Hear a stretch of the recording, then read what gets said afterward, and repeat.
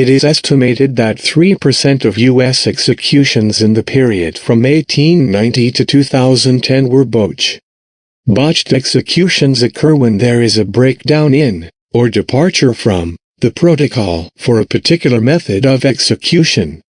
The protocol can be established by the norms, expectations, and advertised virtues of each method or by the government's officially adopted execution guidelines.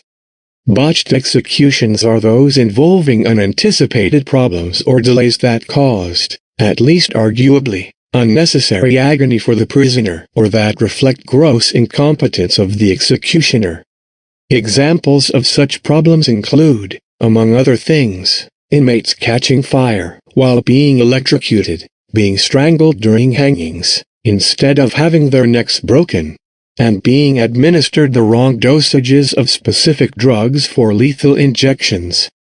The idea of using gas to execute prisoners can be traced back to 1791 when one of the commanders in Napoleon Bonaparte's military filled a ship full of rebel slaves with sulfur dioxide gas, killing them all.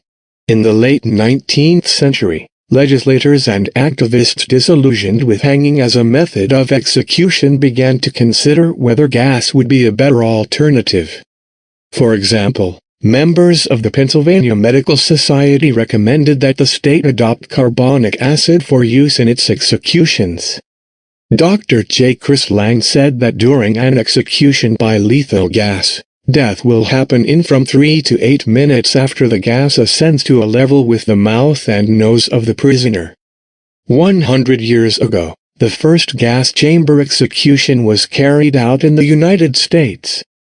On February 8, 1924, the state of Nevada used cyanide gas to put G. John to death. In a cruel twist of history, in January of this year the state of Alabama revived the use of gas when it put Kenneth Smith to death. Over the course of the 100 years that separated John's and Smith's executions, the history of the gas chamber, as I noted in Gruesome Spectacles, Botched Executions and America's Death Penalty, has been marked by claims that it would provide a painless death and a long series of failures to live up to that promise. Like every other method of execution used in this country, execution by lethal gas has not been safe, reliable, or humane. The road to the first use of the gas chamber began on August 28, 1921, at 8 in the morning, when Tom Kwong Ki was found dead from a single gunshot. 2 days earlier John and Huey Singh had traveled to the small town where Ki lived. In 1935, North Carolina and Wyoming constructed their own gas chambers. 2 years later, California, Missouri, and Oregon followed suit. During the 1950s, Mississippi, Maryland, and New Mexico all carried out executions by lethal gas. In its 100-year history, the most famous gas chamber execution took place in California in 1960 when Carroll Chessman was killed at San Quentin State Prison. Chessman had been sentenced to death for a series of crimes he committed in January 1948 in the Los Angeles area.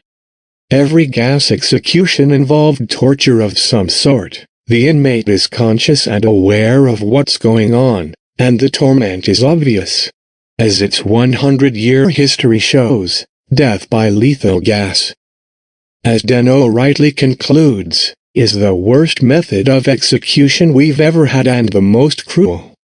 Arizona has acknowledged the horrors of cyanide gas as a method of execution and eliminated it in all but a narrow set of cases. Jared Keenan, senior staff attorney with the ACLU of Arizona, which represents the plaintiffs, said in a statement, "It's time the court eliminates the use of cyanide gas for execution once and for all. Regardless of where people stand on the matter of capital punishment, it's clear that use of this barbaric practice is cruel and must be abolished." Donald Eugene Harding. Harding was executed in 1992 by the state of Arizona by gas chamber for 2 murders he committed there. Harding became the first person to be executed in Arizona since 1976, when the death penalty was reinstated nationwide. His execution was particularly noteworthy and controversial due to the fact that his death in the gas chamber took 11 minutes and was reportedly gruesome. Harding's execution ultimately provided momentum for the movement to provide Arizona death row inmates with a choice between the gas chamber and lethal injection. Donald Eugene Harding was born on March 1, 1949. Rural Arkansas community called Goodrich, located within Augusta. By the time a doctor arrived to assist with the birth of Donald Eugene Harding, Harding was struggling for air. This resulted in Harding incurring organic brain syndrome. He also suffered from neonatal jaundice. Donald Eugene Harding's first arrest occurred when he was 11 years old, when he was arrested for joyriding. He was sent to the Arkansas Boys Industrial School, and he spent 4 years cycling between the facility, his home, and the Arkansas State Hospital before his first long-term imprisonment. When he was 15, Harding was convicted of 4 counts of burglary and 3 counts of grand larceny. These convictions resulted in Harding being placed in an adult maximum security prison, the Tucker Unit, where, in 1970, he was also convicted for attempting to escape from custody. On January 25, 1980, probably by posing as a security guard, Harding managed to gain entrance to 5 Tucson motel room of Robert Wise and Martin Concannon. Harding hogtied both men with multiple ligatures and shot each of the head and chest from close range. Harding also beat Wise with a lamp and stuffed sock into Concannon's mouth. He then took various articles belonging to both men and departed in Concannon's car. About 8 p.m. that same day, Harding appeared at Wise's home in Mesa, knocked on the door, and asked Wise's wife whether Bob was them. He had one of Wise's business cards in his left hand and kept his right hand in his pocket while he spoke with Mrs. Wise at the door. He left, probably because a child and a large dog were present. Harding was arrested in Flagstaff on January 26, 1980, while driving Concannon's car. The next morning, police in Tucson discovered the bodies. Wise's body was on the floor next to the bed, tied to the bedpost by a restraint wrapped around his neck with his hands and ankles bound together. He had missing teeth and jaw fractures from when Harding had bludgeoned him with the lamp, and Harding had shot him point blank with a .25 caliber pistol once in the chest and once in the left temple. Medical examiners attributed his cause of death to the fact that the first bullet had perforated his spinal cord. Authorities found Concannon's body in the hotel room's bathroom. He had also been shot in the chest and temple, and the bullet wound had also perforated his spinal cord, but Concannon's death was not instantaneous like Wise's death was.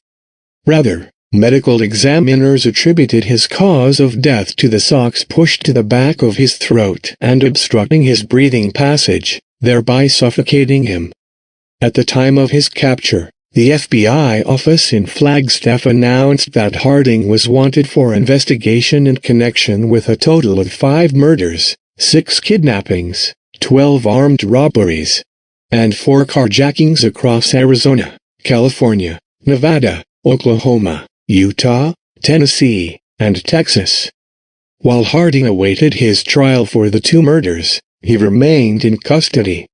In October 1980, Harding assaulted a fellow jail inmate, leading to him being charged with dangerous or deadly assault by a prisoner. Harding chose to serve as his own counsel in this trial. A court also appointed a public defender to help Harding. Harding's trial for the murders began on April 21, 1982. During Harding's trial, deputy sheriffs cordoned off the first 2 rows of the courtroom's viewing gallery to prevent Harding from being able to take a hostage. On May 26, 1982, Harding's sentencing hearing took place. The trial court permitted Harding to present mitigating circumstances to argue against the imposition of the death penalty in his case, and also offered him additional time to form his case. But Harding declined both the offer to present mitigating circumstances and the offer for extra time. On April 6, 1992, Donald Eugene Harding was executed. When the fumes enveloped Don's head, he took a quick breath. A few seconds later, he again looked in my direction. His face was red and contorted as if he were attempting to fight through tremendous pain. His mouth was pursed shut and his jaw was clenched tight. Don then took several more quick gulps of the fumes. At this point, Don's body started convulsing violently. His face and body turned a deep red, and the veins in his temple and neck began to bulge until I thought they might explode. After about a minute, Don's face leaned partially forward, but he was still conscious. Every few seconds he continued to gulp in. He was shuddering uncontrollably and his body was racked with spasms. His head continued to snap back. His hands were clenched. After several more minutes, the most violent of the convulsions subsided. At this time, the muscles along Don's left arm and back began twitching in a wave-like motion under his skin. Spittle drooled from his mouth. Don did not stop moving for approximately 8 minutes, and after that he continued to twitch and jerk for another minute. Approximately 2 minutes later, we were told by a prison official that the execution was complete. Don Harding took 10 minutes and 31 seconds to die. The Arizona House of Representatives, its members disturbed by graphic accounts of the slow death of the first man executed in the state's gas chamber in 29 years, has voted to switch from gas to lethal injection. The change to a method presumed to be more humane passed the House 41-7 on Thursday. The state Senate is considered likely to pass an identical measure. After Senate approval, the matter would be put before the voters in November as an amendment to the state constitution, which now specifies the use of gas. The change was proposed early this year, but did not gain significant support until the April 6 execution of a triple murderer, Donald Eugene Harding, in the gas chamber at the state prison in Florence. Mr. Harding was not pronounced dead until 10.5 minutes after 2 cyanide pellets were dropped into a bowl of sulfuric acid beneath his chair. Witnesses described a gruesome scene, Mr. Harding gasping, shuddering and desperately making obscene gestures with both strapped-down hands. Thank you for watching Death Row.